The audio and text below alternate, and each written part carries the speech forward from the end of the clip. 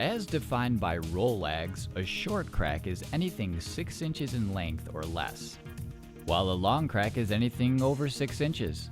Cracks can appear anywhere on a piece of glass and have multiple causes. A stress crack is one that extends from an edge but does not have an impact point. These cracks are caused by stress in the glass due to improper installation, the windshield frame being damaged or altered, or inferior quality of glass. Regardless of the type or cause of the crack, the procedure for repairing them is the same. However, there is a higher risk of the repair failing with stress cracks, as there is no way to determine the extent of damage to the glass where it is hidden by the windshield molding. Inspect the damage, checking the size of the pit and which layer of the glass is cracked. If the crack is in the inner layer or light, a repair is not recommended. To start the process, locate the end of the crack by gently flexing the glass.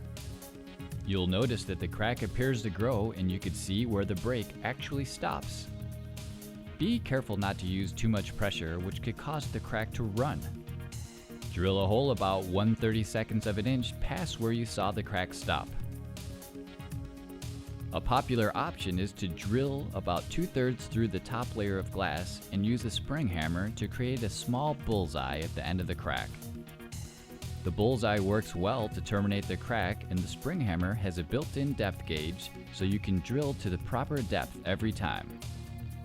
If you don't have a spring hammer, a bullseye can be created by inserting a probe tip into the drilled hole and lightly tapping the end of the probe.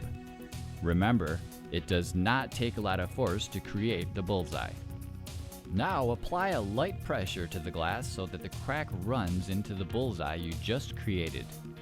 This will keep the crack from spreading after you finish the repair.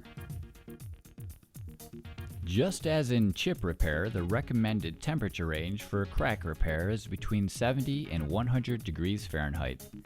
An important point to remember is that hot glass is more prone to cracking out than cooler glass, so ideally the glass would be at the lower end of the temperature range.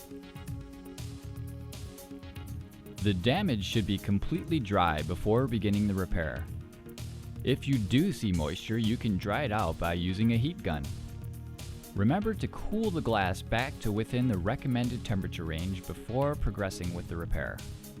Using the tip of your spring hammer or probe, pick any loose glass or other debris from the impact point and brush the area clean. Place the inspection mirror behind the impact point for the best visibility. Attach the bridge assembly to the glass in the same manner as you would if doing a chip repair, placing the bridge at the impact point or drill hole, whichever is lower on the glass. Load the injector with approximately 7 drops of resin and place the injector into a pressure cycle using the same steps you would with the chip repair.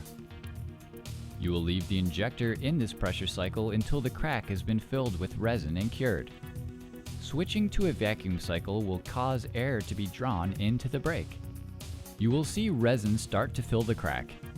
When the resin's progress stops, use the resin dropper to apply small amounts of resin directly to the crack just behind where the resin has progressed.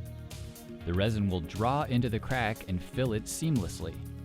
It's important not to introduce resin ahead of where it has naturally progressed, as this will trap air in the brake. As the crack is filled, cover it with curing tape to keep the resin in and the air out.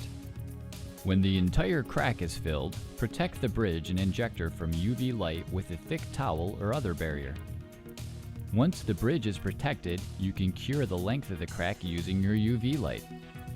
If you don't have a tube UV light, you may have to move the light several times to fully cure the entire crack. Once the crack has been cured, finish filling the bullseye you made or impact point just as you would with a standard chip repair. Then, if necessary, repeat the chip repair process at the other end of the crack. It is important not to rush the process to avoid trapping air bubbles in the finished crack.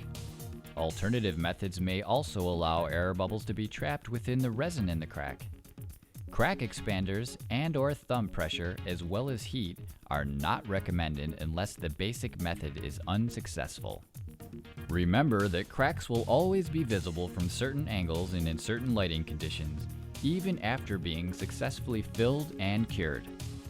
Because of the stress on long cracks and the inherent problems in repairing them, the success rate is approximately 25% lower than the success rate of an average windshield repair. Customers should be made aware of these facts before any long crack repair is attempted. For additional information on these topics and more, visit us at www.deltakits.com or call us at 1-800-548-8332.